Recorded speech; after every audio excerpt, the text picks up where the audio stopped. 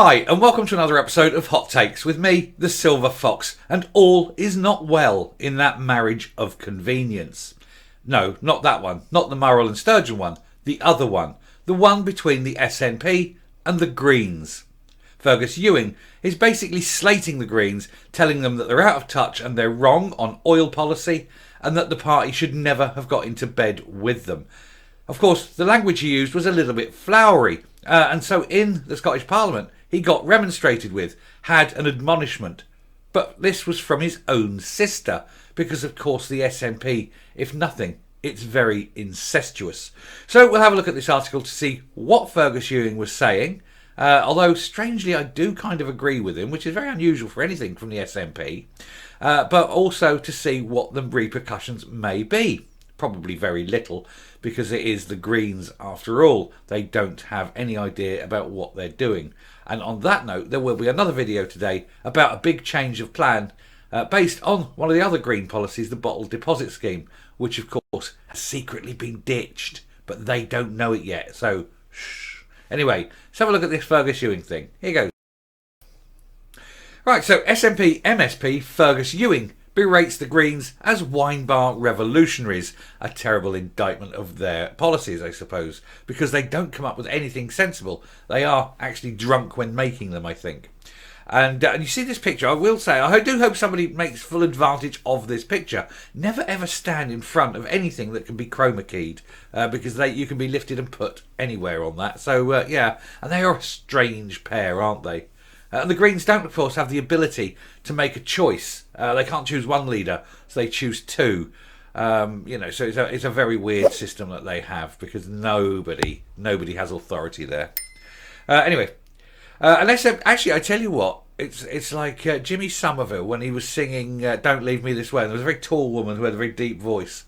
That's who that is, isn't it? It's two of the it's the communards. "Don't Leave Me This Way" by the communards. Anyway. An MSP has attacked his party's partners in government, in the Scottish Greens, as a bunch of wine bar revolutionaries in a row over the future of North Sea energy. Former Cabinet Secretary Fergus Ewing was ticked off over his language in Holyrood by his sister, the Deputy Presiding Officer Annabel Ewing, who was chairing today's session of First Minister's Questions when the remarks were made.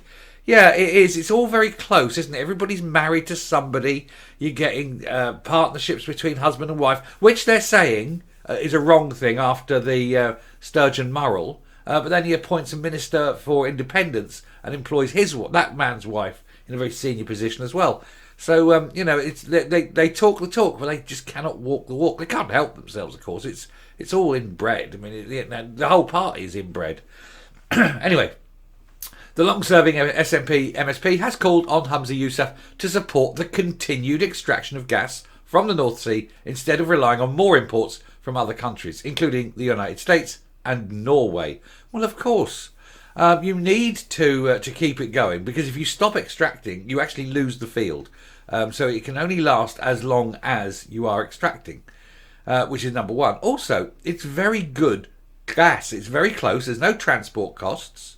It's a cleaner energy than a lot of other things. You've got nothing that can replace it, because your infrastructure isn't there for solar, for wind, for water, for all the other things. I mean, you can't run a nation on unicorn farts, and so gas and oil for Britain are the long-term future. In fact, if you want the truth, coal is truly the long-term future for Britain.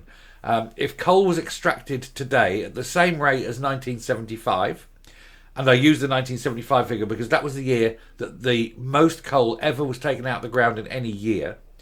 If coal was extracted at the 1975 level, going forward, the coal in this country would last us approximately 20,000 years. We would be energy independent for 20,000 years.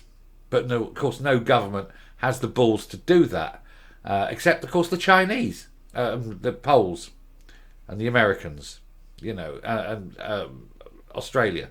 It's a very weird thing, isn't it? They all want to be super duper, but they sign basically what amounts to more or less a national suicide note on energy consumption. It's a very weird system. Anyway, the future of oil and gas in Scotland is a major political issue, as the government tries to balance its net zero commitments with tens of thousands of jobs provided by the North Sea energy sector, highly paid, highly skilled jobs that put a load of money into the local economy. If ever you go to Aberdeen, honestly, you can't hurl a brick without hitting a Mercedes or a Porsche. The money is flowing up there. The Scottish Greens, who signed a power sharing agreement with the SNP in 2021, are firmly opposed to any new extraction licences being granted for North Sea exploration. And here's the thing, these people are all like, oh, don't take oil out, don't take... Without oil, the world dies. I don't just mean petrol and diesel. Oil is used in so many different things. There's lubricants, there's production things that need oil, there's medications, there's plastic, and don't think you can live a world without plastic. It's impossible. So these idiots, they go, oh, we must stop oil. Yeah, well, we'll stop oil when you come up with a viable alternative. Go away, come up with a viable alternative, come back, and then we'll stop oil. Don't just stop oil and then go looking. That is madness. It's like leaving one job before you find another. That's what idiots do. Anyway, Mr. Ewing told MSPs today, here in Scotland and the UK, we will need and continue to need on gas for years to come. Decades, he said, to come. The gas is imported in many cases from the US, but their gas is produced with 4 times the carbon emissions of Rosebank. Therefore, does the First Minister agree with me that sacrificing development of our own gas resource would not only decimate thousands of highly skilled jobs in a form of economic masochism advocated by the wine bar revolutionaries in the Green Party, but it would also make climate change worse? And he is spot on in both respects. And of course, it's worse than that, because not only do you lose the highly paid, highly skilled jobs, but those people will then leave, go elsewhere, because, you know, those highly skilled, highly paid jobs are valued and they could go elsewhere into other gas producing areas, other gas producing countries. So not only are you losing those jobs, which destroys economies locally, but the skills that those people have are leaving the country. There's a brain drain on that. The people left behind have no industry left, because it's not just the people who work directly in the oil industry, it's the supply lines, it's the tertiaries that are associated with it. So you have the shops, the restaurants, the clubs, things like that are there simply because the money is there to support them. So it isn't just the oil people that go, it's the whole of the local economy is gone. But hey, that's what the Greens want. Poverty and misery, and they can't come up with an alternative. They talk about, oh, wind power and solar. Well, when there is sufficient wind power and solar, and the technology is there that the wind power and the solar will exist even when the wind isn't blowing and the sun isn't shining, then you give up gas, then you give up oil, but only when you've worked out all the alternatives. It's madness to do otherwise. Anyway, So Ewing's sister, deputising for presiding officer Alison Johnson at FMQs today, obviously yesterday, then reminded all members of the need for courtesy and respect when speaking in the chamber. Mr. Yousaf responded, I've got a feeling, Deputy Presiding Officer, that's not the first time you've had to tell off your brother, one suspects. The First Minister added that nobody in the Scottish Government or the Green Party was saying fossil fuel extraction had to stop tomorrow. Excuse me, that's exactly what the Greens have said. That is exactly the mantra they're pushing. Earlier, during FMQs, the Scottish Green MSP Maggie Chapman had asked if the First Minister would provide an update on what recent engagement the Scottish Government had had with the UK Government regarding the proposed development of the Rosebank oil and gas field in light of the Scottish Government's draft energy strategy and transition plan. And she pressed him on the energy strategy's view that in order to support the fastest possible and most effective just transition, there should be a presumption against new exploration for oil and gas. And that's what they're saying. No more oil and gas exploration or usage. That was the line they used.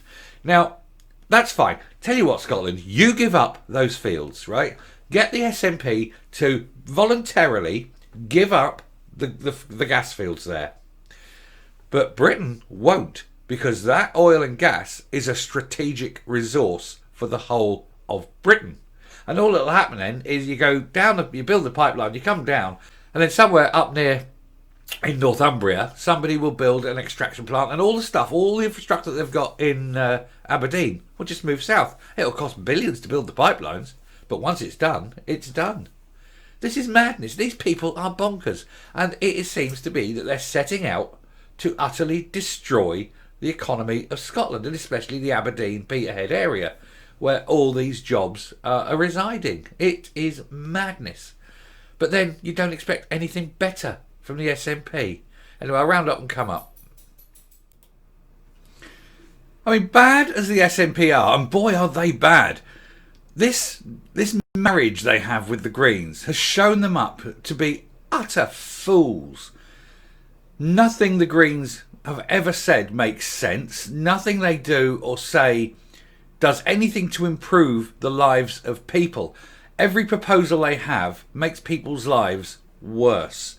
Absolutely worse. They want to destroy economies, introduce misery and poverty everywhere. And the point is, even if you close down the whole of the economy, the whole of Britain, just to abide by these people's mad credo of misery, it would make no difference to the world. Zero, nil, nothing. It would not. It would actually make things worse, because the things that we do produce in a clean, environmentally friendly way would be made elsewhere in ways that would be so bad it would do more damage than if we kept the economy open. But you can't tell these people anything because they're as thick as champ. It is ridiculous. So if the Greens are ever allowed to have power, this is the sort of things they do. I mean, it's always said, if you give a monkey the power to control his environment, he'll fill the world with bananas. And that is where we are with the Greens. Now, the SNP, like I say, bad as they are, they just need to ditch these well, they're morons, aren't they? These morons on the Greens.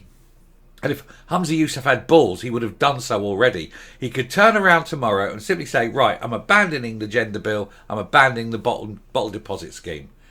And then the Greens would either like it or lump it. Either way, these mad schemes would be off the books. And the Greens will sort of go, right, well, we're not helping you then, and walk away. And who would notice the difference? Because the help they're giving is far, far worse than if they weren't giving any help at all. Anyway, I shall stop there. Thank you very much for watching. If you like what you're seeing here on the channel, please do hit that subscribe button. Thank you. It'd be great. Ring the bell. Leave a like. Definitely leave the like. The like really helps with the metrics. Leave a comment. And until next time, stay safe. Stay well. Never listen to the Greens because they know nothing. And goodbye.